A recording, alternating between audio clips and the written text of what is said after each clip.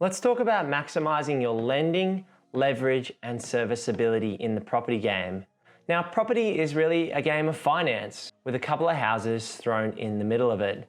So let's jump through these items in today's video and see how you can potentially improve your serviceability and grow your property portfolio faster. The first one on my list is living expenses. Now, it's very easy for people to get lifestyle inflation. When you're a university student or a graduate, you can potentially have $50,000 of income each year, and you live on 2-minute noodles and, save your money and look at the bills that you're spending your money on each week. You go through your grocery bills, you minimize your expenses, you don't have too many subscriptions to things like Spotify, Stan, Hulu, and all those sorts of things, and you keep your living expenses to a bare minimum. Now, as your income increases over time, it's very easy for us to have this lifestyle inflation, where we earn more money and spend more money on stuff we don't really need. Upgrade your couches, buy a few new guitars like I have, and spend your money on potentially upgrading smartphones and laptops and entertainment stuff really. Now, when a bank does an assessment of your lending capacity, they're going to go through your living expenses with a fine tooth comb. Since the Royal Commission that we had a few years back, banks have been analysing bank statements far closer to really pull out an individual's true living expenses. Now, this has come back a little bit, but the banks will still take a deep dive on your living expenses and assess whether you can actually afford to repay the loan and make those loan repayments over time. So the banks have data these days and software that can run an analysis over your bank statements and pull the data out in a matter of minutes. The bank will look at your statements for typically the last 6 months and look at all of the expenses that you spent money on over that period of time. So a real trick is when you're coming into looking to make your next loan, try and reduce your living expenses to the bare minimum. Don't go out there spending your money on frivolous things and spending money on discretionary items where you don't need to. Living below your means will show the bank that you can take on more debt and grow your property portfolio. Now, of course, you want to live life and spend money on things that you really want, but just be considerate in your approach to making purchases, as this will definitely affect your lending capacity when the bank does an assessment.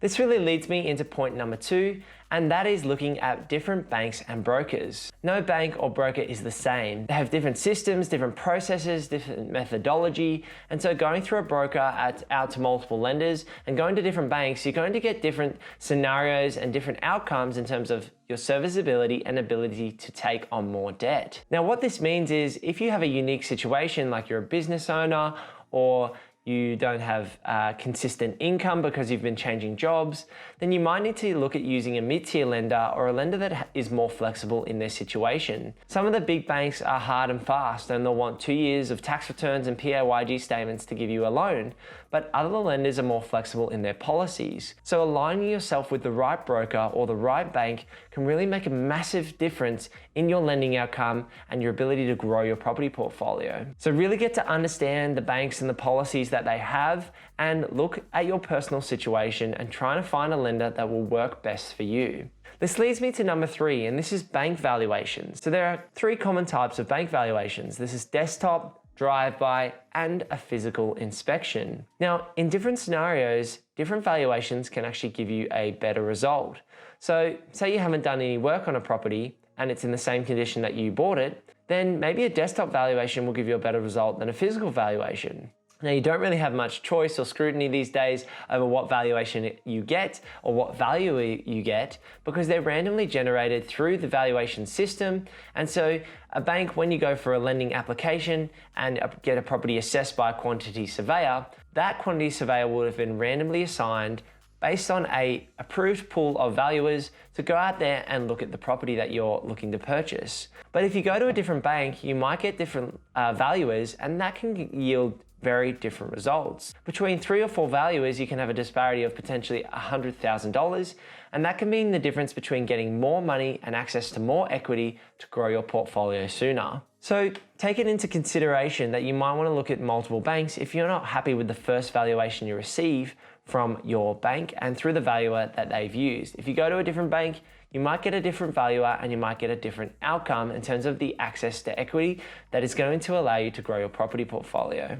Number 4 is using lender's mortgage insurance. This is really critical for people who are looking to get into the property market for their very first purchase. LMI is pretty common these days, and the government even has situations where you can get 2 or 5% deposits which are backed by the government. And some banks provide a lender's mortgage insurance waiver for doctors, nurses, or accountants, engineers. There's plenty of professions out there that banks will waive the lender's mortgage insurance fee when people try to go and get a loan. But what this allows you to do is it really allows you to increase your borrowing capacity. So not everyone is going to be able to save $100, $150, or $200,000 to go out there and buy a property. Some people are going to be able to save $50,000 to say $80,000. It's a far more reasonable target for the everyday Australian to save. So people might be able to save $50,000 to $80,000 and then use lender's mortgage insurance to grow their property portfolio and get into the property market sooner. Now, LMI comes down to your personal situation, but really the benefit is that if you can get into the market sooner, you might not be able to save at the same pace the property market is growing, and therefore using lender's mortgage insurance will allow you to get that property and allow you to see the effects of that growth on that leveraged asset quicker rather than waiting and trying to save more cash in the short term. So using lender's mortgage insurance can boost your capacity and give you compounded returns sooner. Now, the next topic is rather contentious, and that's principal and interest versus interest only. Now, this has been a long talked about topic in the property investment space, and you'll hear a lot of the time that interest only is the best option, but it totally depends on your situation. So let's look at how the banks assess lending capacity on principal and interest versus interest only. Now, interest only is going to give you better cash flows over that 5-year period of time when you have the interest only period. But for lending capacity, it is actually going to give you less lending capacity than a principal and interest loan would. Because what happens is the bank will assess your repayment of the principal balance over 25 years rather than the payment of the principal balance over 30 years on a principal and interest loan. So interest only loan, you've got to pay the principal back over 25 years, and therefore the bank's going to lend you less money because you have a shorter period of time to repay back the principal. Whereas over a P&I loan over 30 years, you have more time to pay that back, the principal and interest loan, and therefore you actually get a higher capacity of lending from that bank. Now, this is totally down to your situation because you can also get different interest rates between the two. So sometimes interest only with an offset account can be 0.5% higher compared to a principal and interest, which can have a lower rate. And then you can look at fixed or variable as well, and they can also have pros and cons depending on your situation. Quickly on that, fixed will lock you in, and therefore if you're looking to refinance equity quickly after doing a renovation or seeing an uplift, you probably don't want to look at fixing. Variable might be the better suit for you. But if you're confident that you're not going to want to pull equity on a property sooner, then fixed might be a better option for say a 2 to 3 year period. All comes down to your personal situation, and this video is not financial advice, so take all that with a grain of salt. But that's a look over at the principal and interest and the fixed and variable debate when it comes to your lending capacity and looking at your cash flows. Now, the next big one is debt, specifically credit cards, personal loans, and student loans. Now, let's talk about credit cards and use them as an example as to how that can affect your borrowing capacity. Say you've been always paying your credit card on time, but you have a $6,000 limit on that card. The bank can often put a 5 times multiple on that credit limit and reduce your borrowing capacity by that amount. So say you had $6,000, that could be $30,000 of lending capacity reduced off your serviceability. Now, say you had a $10,000 or $50,000 limit on your credit card, the bank could potentially reduce your lending capacity by $50,000 or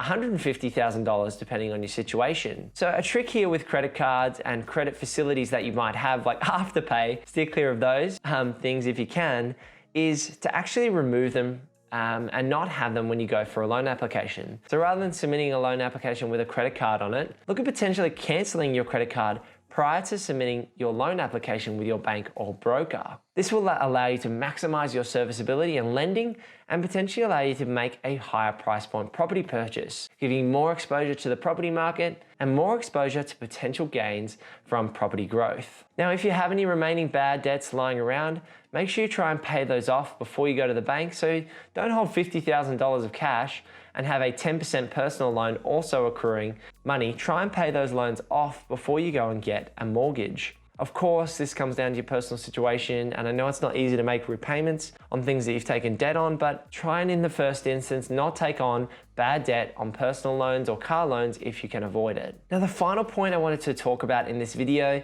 is a crucial one, and it's not really talked about in a lot of these property investment discussions, and this comes down to speed. How quickly can your lender turn around a property application and approve your file and get you across the line in terms of finance? Lots of people focus on the interest rates or using lender's mortgage insurance or which bank should I go with.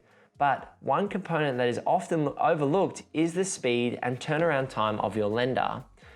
A big bank that can turn around your application and send you unconditional on a contract within 7 days compared to another one that would take 3 weeks, that can make a massive difference in your negotiations when you're looking to make a property purchase. Vendors are wanting quick terms these days in this market, and you need to be sharp in terms of your terms and your price point. So if you can have a 7 or 14-day finance compared to a 21-day finance clause, then that's going to put you at the forefront of contract negotiations and potentially get you ahead of other offers in a multiple offer scenario. So try and understand your bank, or if you're working with a broker, understand the turnaround times that you're looking at when you're going to make a next property purchase, and look at the speed, because that can really make a big difference in your personal situation. Now, this video has been maximizing your lending, leverage, and borrowing capacity. If you're a first-time buyer or an investor, check out this video over here to avoid some mistakes that you might make. See you in the next video. Peace.